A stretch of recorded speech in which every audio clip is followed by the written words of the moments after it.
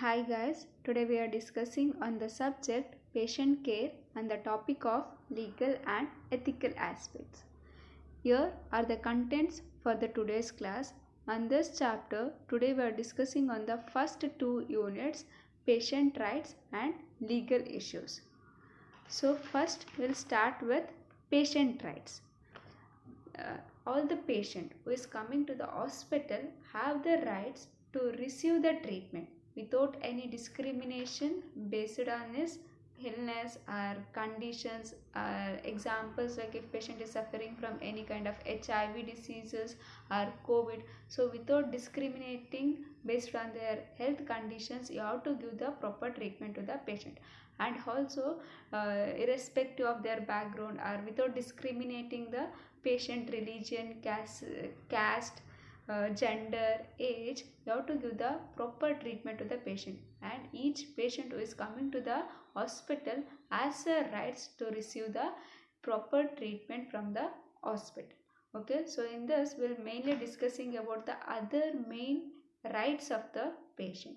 So in that, the first one is about the consent.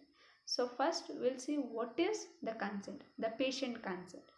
Consent means it is like taking some permission from the patient, or it is like agreement, or taking one permission from the patient for proceeding for something. For example, for the procedures or a surgery, for anything, for taking permission and proceeding with the procedure. So that taking permission from the patient is known as a consent. So mainly under the consent, there are three types are there. First one is the implied consent, second one is expressed consent, and the third one is informed consent. We'll see what are the difference between each. First, we'll go with what is implied consent. Implied consent means we are not taking here any written agreement from the patient here. It is just orally we are taking the permission from the patient. For example, any emergency the patient has come, means after the RTA or trauma, there is no any patient party with the patient. So someone has admitted the patient, or through the ambulance the patient has come alone. So with them there is no other person to take a consent. Our patient is not in a position to give the consent. So in that condition, by seeing the patient conditions, we are just proceeding with the procedure. Okay, so that is a implied consent. Or in some condition, like when you are taking the general appointment. For example, some female patient has went for some ultrasound.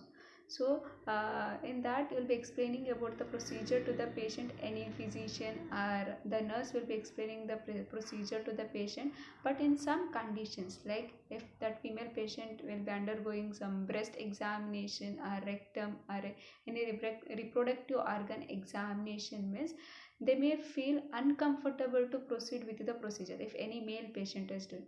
So that time you will be explaining the procedure to the patient, and you are telling who is going to do. If that female patient is willing, then only you will proceed with the procedure. You are taking one oral consent from the patient, that is oral permission from the patient. When patient is ready to proceed, then only you can proceed with the procedure. So this is about implied consent. Here we are not taking any written agreement, only through orally we are discussing and taking a permission, and we are proceeding with the procedure. And we'll go to the second one, that is the expressed consent. Here actually the two types are also there. One is about oral and the second one written. Both the consent will be taking in the different situation.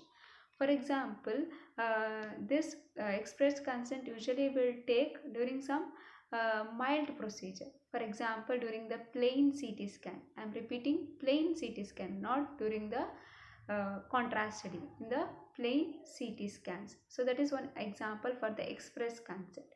Usually what we will do in the CCT or a contrast studies and all, we are taking a written informed consent, but this is expressed consent. So here only during the plain you are explaining the procedure to the patient, and you are explaining what you have to do during the procedures. So about the risk and also about the advantages or benefits of the procedures, and I will explain why you are doing this procedure, what is the advantages of the procedures, and you are taking the oral permission from the procedures and will be proceeding with the procedure. So this is the oral expressed type consent. And the second one, under the expressed consent only, the written consent is there. So when we'll go with the written consent is the same patient in the brain plain CT scan only you are proceeding, but here the patient is having some risk factors, like the patient may get allergic reactions. So in these conditions, what you will do, you will give some pre-medications, and here you have to take a written consent from the patient, because if something happens to the patient, then it will, that loss will be under you. So you have to explain the procedure to the patients, and you have to take a written consent from the patient. Okay, so that is a written consent under the expressed type of a consent. Okay, so this is the second one, that is expressed consent. This we are taking during some mild procedures like a diagnostic procedures, for example CT scans, or during the even the x-rays also. Even x-rays also same examples you can give. For the normal routine patients will not take any consent, but if the pregnant patient comes for the same chest x-rays or abdominal x-ray, we cannot just proceed with the oral permission. For that we should take a written consent from the patient. So these are the two types of oral and the written consent. It comes under the expressive consent. And the third one is about informed consent. So informed consent will take during some interventional procedures or during some kind of surgery. So even you might be seeing in the department FNACCT abdomen, that is contrast enhanced CT abdomen, or any kind of other contrast study is going on.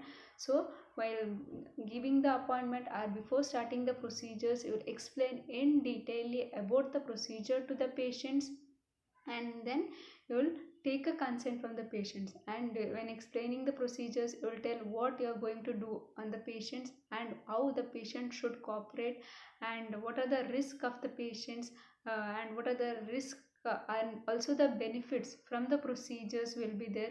So everything. And when you come to the diagnostic, means in the radiology department only, there are different options are there. If the patient come for the abdominal pain, we can go with x-rays, ultrasound, CT and MRI. If you are doing CT, there should be some explanation why we are doing this procedure.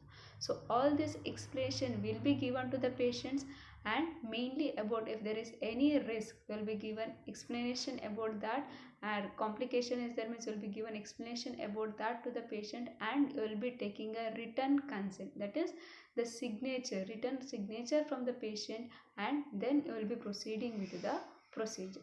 So this is about the informed consent. So these are the three types of the consent. Consent means it is a taking permission from the patient. Under these three types are there.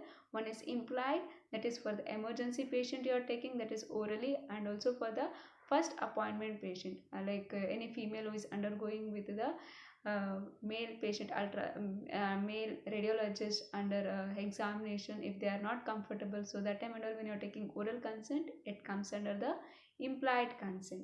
Second one is expressed, in that both oral and the written consent are there. For example, for the normal patient, x-rays will not take a consent, oral permission will be taking after explaining about the procedure. And written consent, in case of pregnant patient, you have to take a consent even for the normal single x-ray of abdomen, so that it comes under the expressed consent. Last one is informed consent, that is you have to take a written consent from the patient during some surgery or interventional procedure by explaining in detail about the procedure to the patient. So this is about the three types of the consents. Now we'll see why the consent is important. Because when you're taking the consent, it builds the good trust between the technologist and the patient, and also a doctor who is taking the consent. It gives a good understanding or communications between the technologist and the patient, and it also reduces the risk for both patient and the doctor. So when you're explaining in detail about the procedure to the patient, he'll understand about the procedures in detail, and he'll cooperate very properly to the procedures, and it reduces the risk. and with excellent communications about risk and other options about the procedures with the patient, so that then the patient can make a choice about which are best for the patients. And in this situation, so when a patient knows about everything clearly, so if something happens also, the physician face less risk of a legal action. So when you are having the written consent after explaining the procedures, when you are having the written consent from the procedures, so if something happened to the patients also after taking all the precautions, so the physician faces less risk of the legal action. So these are the advantages of consent. And finally, all of us should know that the patient have the rights to refuse the previously granted uh, consent at any time of the procedures. At the last moment, if he is telling he is not willing to proceed, we don't have any rights to force the patient to proceed with it. We can cancel the procedures at the any time. Okay, so this is about the consent. So patient rights and the consent. And now we'll see what are the conditions for valid patient consent. First one is the patient must be of legal age. Means we all know it should be at the age of 18 or above. If it's less than 18 years of age, we have to take a consent from the any patient party, like from their parents or any of the patient party. And second one is the patient must be of sound mind. Means it should be matured enough to understand about the procedures. It should be matured enough to understand what it is going to happen. If not, we cannot take a consent from that patient. Third one is the patient must give consent freely. Means before you are taking the consent from the patient, you have to explain about the procedure to the patient in detail, and to make them understand. You should be cleared about the procedures, and you should know how to cooperate during the procedures. And you should be adequately informed about the procedures, about like what are the protocols you will be following out, and if how the patient have to cooperate. If he has any doubt, you have to ask him to freely talk with the technologists and to clear it out. These are the conditions for valid patient condition. So that was about the patient consent. Second point we'll discuss on the patient privacy. So according to the legislation of HIPPA regulation, it is an act, that is Health Insurance Probability and Accountability Act. According to this regulations, every hospital has a computerized paperless system to save the patient information confidentially and securely. So for that program, in every hospital as a authorized persons to look over, they will be having a personal passwords and the ID to access on the patient informations, and that will be kept securely and confidentially. The third one is about bill of rights or patient care partnership. Here, patient bill of rights that was first adopted by AHA, that is American Hospital Association, in the year of 1973. Then in the year of 1992 it is revised and approved by the AHA Board of Trustees. And this patient bill of rights detailed 12 specific area of patient rights and the healthcare professionals ethical and often legal responsibility to adhere to these rights. In that, the first one is considerate and respectful care. So when patient comes to the department, your presence is very important there, and you have to give the respect to the patients. Okay, the patient have all the rights to make them considerate and to take a respectful care from us. And second one is be informed completely and understandably. Means you have to explain the procedure to the patient in completely about risk and the benefits, and make sure that the patient has understand about the procedures, had all the rights to ask the questions and make it clear about his doubts on any of the procedures. And the third one is refuse treatment. as I mentioned before, after giving the consent also he has rights to refuse the treatment at any moment, means at the last moment of the procedure also the patient may tell is not ready to proceed with the procedures. We don't have any rights to force the patient to proceed with the procedures. Okay. Next one is have an advance directive describing the extent of care desired, means when patient is in the hospital stay he has a right to ask all the facilities what is required during the hospital stay. Fourth one is privacy, like we cannot share any of the patient information to anybody, it should be kept confidentially. Next one is review is records, means whenever he wants to know about his present health conditions it can be reviewed.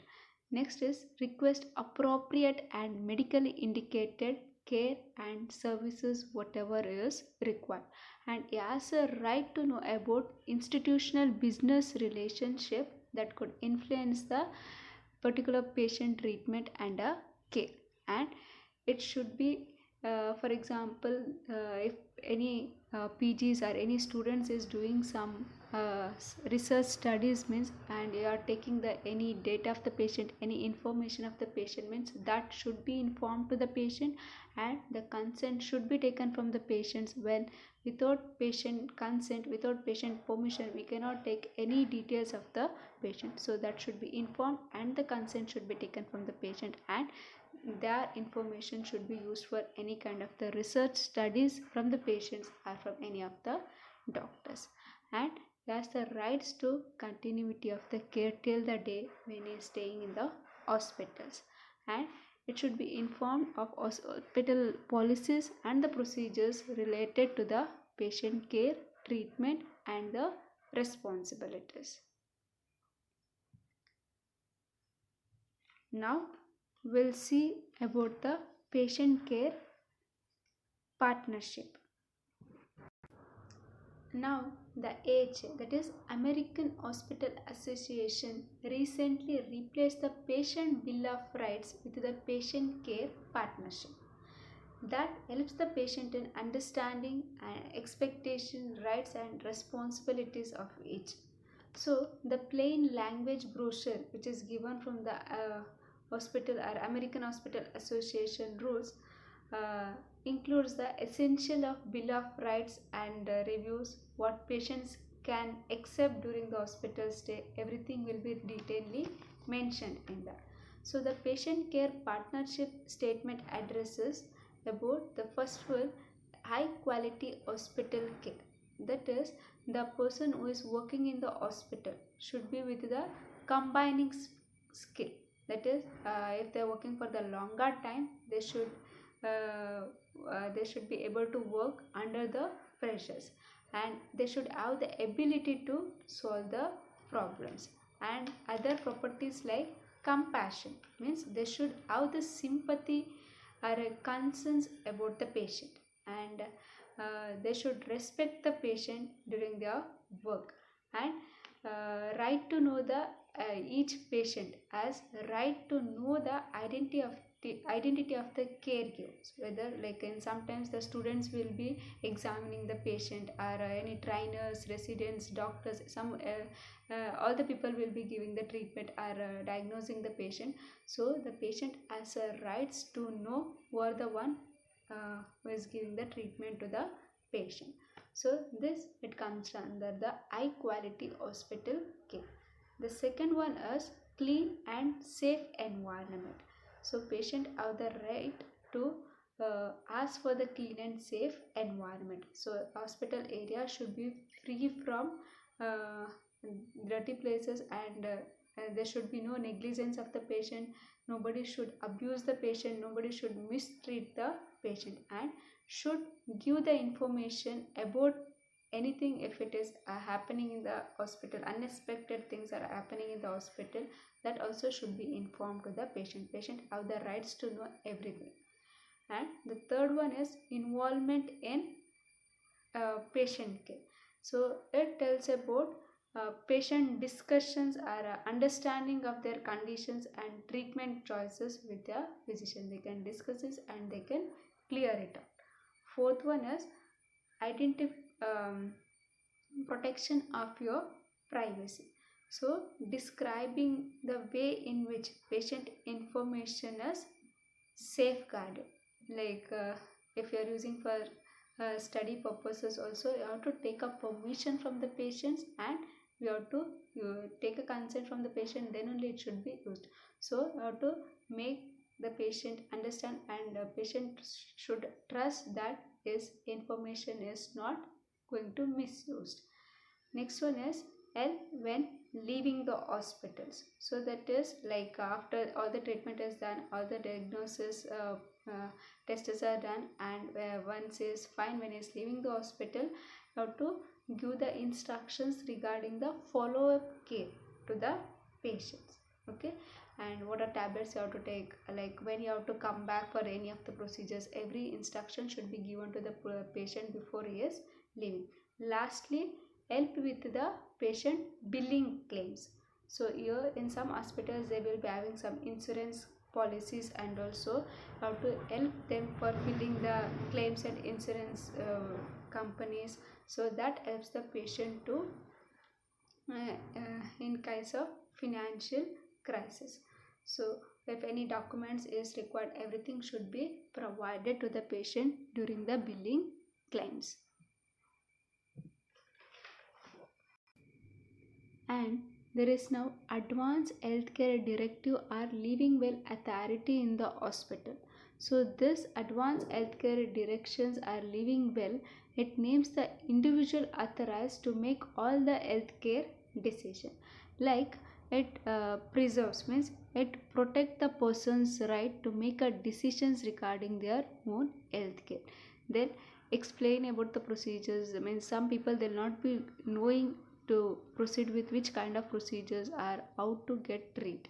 So in that conditions they can take a help with the any physicians who is authorized in the hospitals, and names the individual authorized to make all the healthcare decisions for them. So those who are not matured enough to make their decisions, and when they are not knowing like what decisions they have to take, so from the hospital there will be an authorized person to help those kind of peoples, and in specific conditions like DNR or DNI. That is, the DNR means do not resuscitate, and second one is DNI, that is do not intubate. In case of some coma patient or unconscious or apparent death patients, they are in the last moment, like for a longer time they are in the coma. So in that conditions are in the intubation period and all, are in the life and decision. In that, some patient, if their hospital stay for the longer time, will not be knowing that whether they are recovering or not. So they'll not be knowing to proceed with the procedure or not. So in this conditions also there will be authorized person to make a decisions and to help the patients and the patient parties, and it helps in the decisions of their decision making. So that was about the chapter 1. In that we discussed what is patient rights, what is consent, what are the different types of the consents are there, why consent is so important, and other thing is about the patient privacy, and in that about HIPPA regulations we discussed what is the regulations or act functions we have discussed, and other thing is on the bill of rights or a patient care partnership topics also we have discussed. I hope it is clear. So now we'll move on to the second chapter or second unit. It is about legal issues. Under this legal issues, first we'll be discussing about ASRT. According to the rules are the practice standards published by the ASRT, that is American Society of Radiological Technologists. So this ASRT defines the radiographical roles in the practice standard. Means its function is it's to advances the medical imaging professionals, and it helps in the enhancing the quality of the patient care, and it also give the safety about the patient's care. So all this what practices or rules will be set up by the ASRTs, and it will be followed up in all of the organizations or in all of the institutions or hospitals. And in that, now we'll discuss about X-ray exam request. So when we get the any prescriptions or a request from the physician for any of the X-rays examination or any kind of diagnostic examination, first thing is we should clearly see that request or prescriptions about the details of the patient, which examination is done. All the details should be reviewed by the technologist who is there in the department and who is going to perform the examinations. And in each and every hospitals there is a specific rules for fill upping the request. So in that each request usually they will be having the informations about name of the patient, address, age, and which physicians they are referring, and the hospital identification number. So all those informations will be there to confirm about the patients. And when you get the requisition to know the patient condition, we should also know about mode of travel of patients to the radiology department. Some patient may come by walk, or some patient may be in the wheelchair or structures. So that also should be known when you are performing the procedures. And also about which type of examination they are written, whether it is chest x-rays or extremities, all those details also should be seen, whether it is right or left. About area coverage, everything should be checked. And about pertinent diagnostic information, if patient is having any history, for example they have written for the chest x-ray, if patient is having a cough from the since this many days, example 7 days, so all this details should be reviewed and it should be saved. And in case of patient is having any TBs and all, they will be mentioning this patient history there. So that time you have to see that and you have to take up precautions, means you have to wear the mask, gloves and all. So it helps in the infection control in the radiology department. So and other thing is the radiographers are having access to confidentially the patient information. So in the patient privacy already discussed about the HIPAA regulation. So it is about Health Insurance Probability and Accountability Act. So the technology should be keep about agreement on this regulations and make sure that you are keeping all the information of the patient confidentially without sharing to anybody.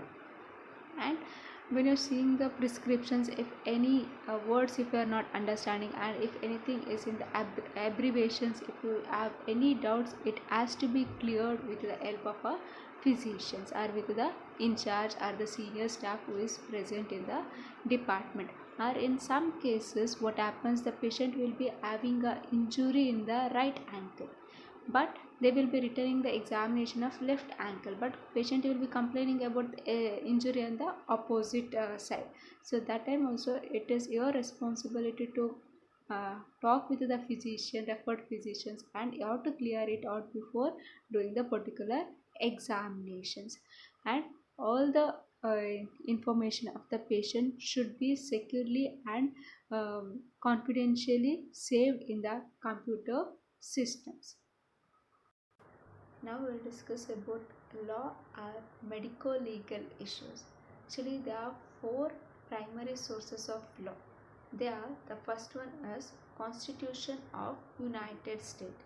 Here it assures the right to the privacy of the patient. Okay, and it also refers to the healthcare professionals' responsibility to respect the confidentiality of the selected information of the patient.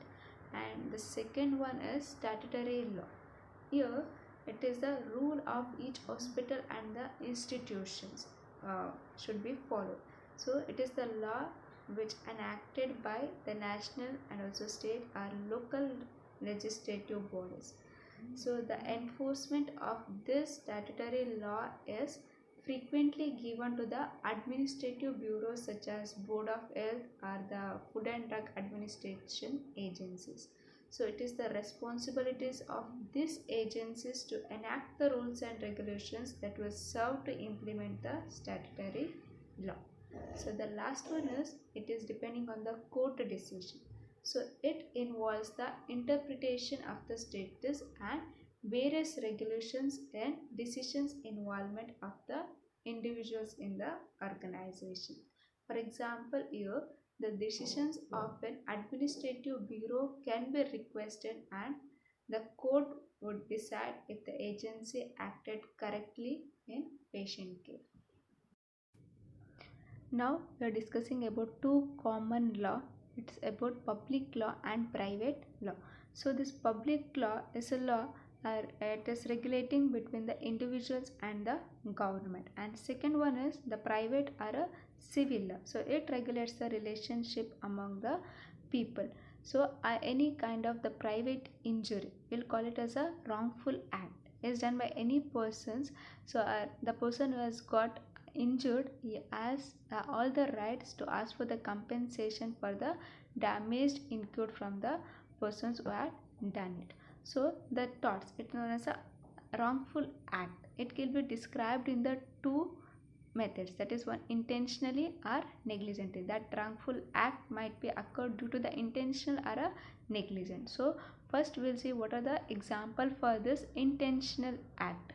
Okay, so that includes the false imprisonment, assault and battery, defamation and invasion of a privacy. So first we'll see the false imprisonment. So here what happens is, if any patient come to the department who is not listening to you or is not conscious or semi-conscious, and when during the procedures if he is moving and all, what we will do, will uses the immobilizing devices or a restant to immobilize the patient, right? So during that time, if it hurts something and all, a patient may complain about it. So before doing that, before using the immobilizing devices or restant devices, you have to take a permission from the physicians, otherwise it is against the law. And the second one is assault. So if when you're doing the procedures, if patient is roughly handled and all, if he is get harmed, so it is also against law. And third one is battery, means if for example, if you are doing the procedure and the patient for the longer time, it is taking a sequence is long, and where patient has not understood about the procedures detailedly, and patient has not signed for the consent, all this may lead into the against the law. So patient may feel irritated, and if we are handling roughly on the patient, if you are not examining the patient properly and all, he may complain. So it also comes under the against law. And defamation means like when any person is talking to the third parties and giving the false statement about the other persons. So if you are discussing anything about the patients and any wrong information if you are giving it, means that is also again it comes under the intentional wrongful act. And the last one is invasion of privacy. So this many times we have discussed. So if you are sharing any of the information of the patients to anybody, so it also comes under the wrongful act. So these are the examples for the intentional wrongful act. So the second one is negligent wrongful act.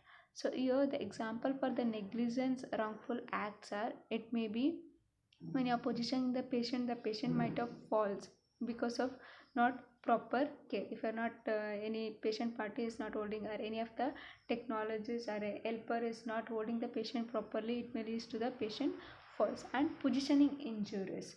So in a positioning the patient, if patient is not able to rotate his hand or anything, so forcefully how did it, it may leads to the injury. That also a negligent wrongful act.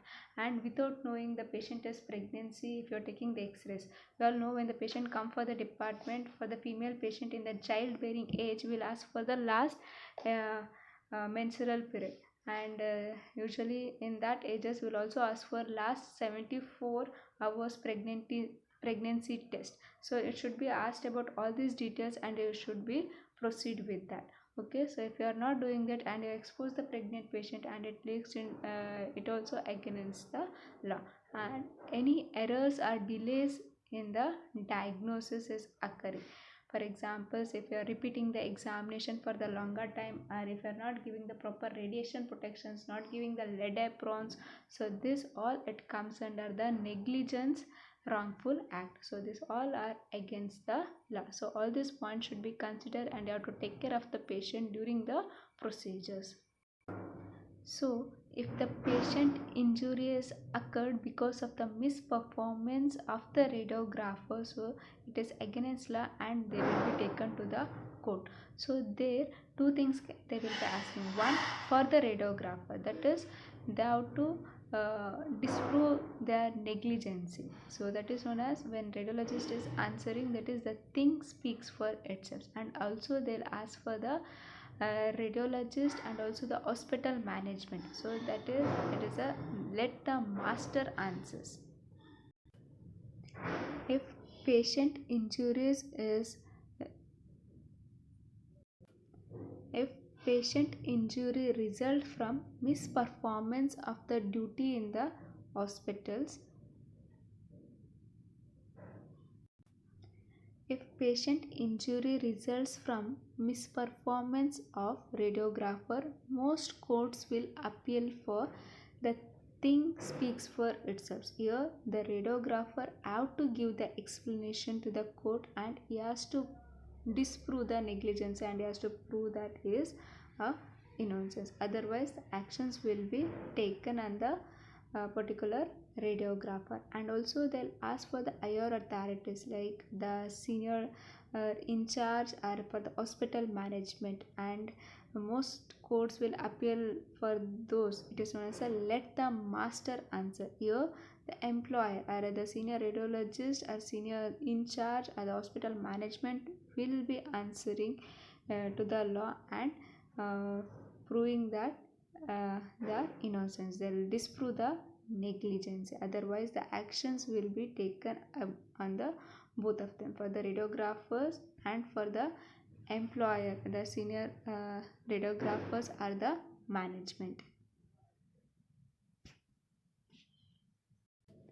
So this is about today's class. In this we discussed about the patient consent, what is consent, what are the types of consent, why consent is required, and we discussed about patient privacies, and also about what is bill of rights and what is patient care partnership, and also under legal issues how to review the x-ray request or a prescription which is given from the physicians, and also we discussed about what is law or a medical legal issues.